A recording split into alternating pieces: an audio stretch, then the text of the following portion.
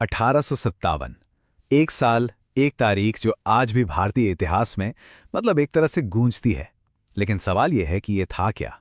सिर्फ एक सिपाही विद्रोह या फिर आज़ादी की पहली जंग? चलिए आज इसी पेचीदा सवाल की तह तक जाने की कोशिश करते हैं। 1857 की कहानी को दो अलग अलग तरीकों से सुनाया जाता है। एक नजरिए से देखें तो यह कुछ अनुशासनहीन सैनिकों का विद्रोह लगता है, और दूसरे नजरिए से ये एक पूरे राष्ट्र की आज़ादी के लिए जली पहली चिंगारी थी। आज हम इन दोनों ही कहानियों को समझेंगे और ये जानने की कोशिश करेंगे कि सच्चाई आखिर है क्या। तो सबसे पहले उस कहानी से शुरुआत करते हैं जो ब्रिटिश साम्राज्य ने पूरी दुनिया को सुनाई थी, यानी सिपाही विद्रोह की कहानी। इस वर्जन के मुताबिक ये पूरा का पूरा मामला सिर्फ धर्म और मिलिट्री डिसिप्लिन से जुड़ा था।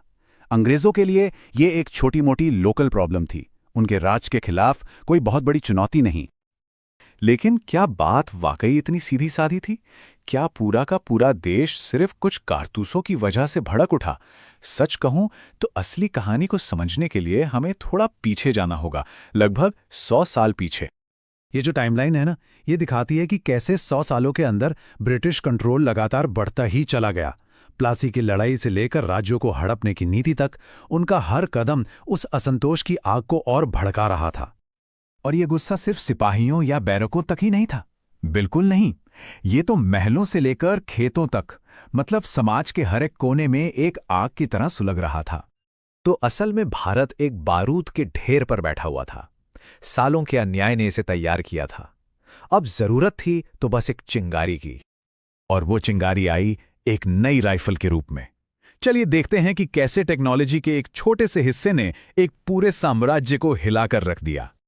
एनफील्ड राइफल ये उस जमाने का एक बहुत ही एडवांस्ड हथियार था, लेकिन इसकी कारतूसों को लोड करने का जो तरीका था वही ब्रिटिश साम्राज्य के लिए सबसे बड़ी चुनौती बन गया।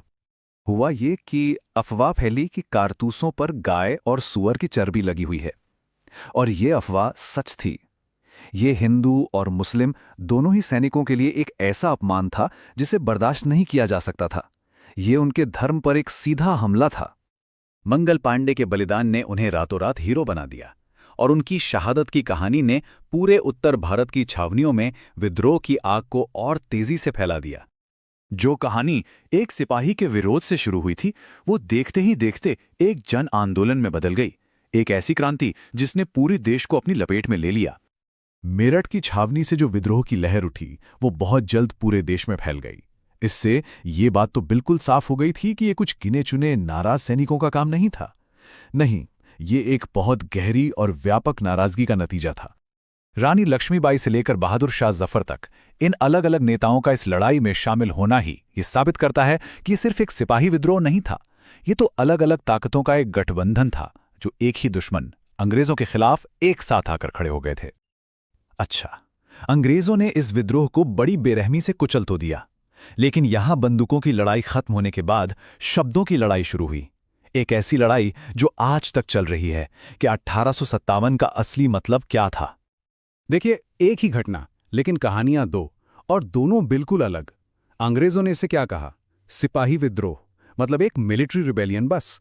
और वहीं भारतीयों के लिए क्या था? ये था स्वतंत्रता का पहला संग्राम, जो सालों के दमन के खिलाफ एक राष्ट्रीय विद्रोह था। सोचिए, एक ही सच के कितने अलग अलग चेहरे हो सकते हैं।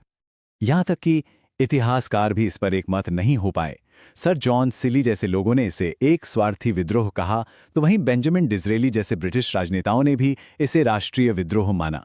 ये दिखाता है कि ये घटना कितनी जटिल थी। लेकिन फिर एक ऐसी किताब सामने आई जिसे ब्रिटिश सरकार इतना खतरनाक मानती थी कि उसे छपने से पहले ही बैन कर दिया गया। और इसी किताब ने 1857 पर हो रही पूरी बहस का रुख हमेशा के लिए बदल दिया।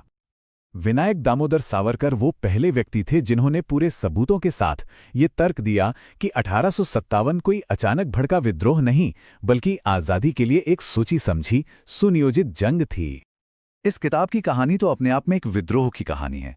सोचिए, जो ब्रिटिश साम्राज्य बोलने की आज़ादी का दावा करता था, वो इस किताब के विचारों से इतना डर गया कि उसे दबाने के लिए हर मुमकिन कोशिश की गई।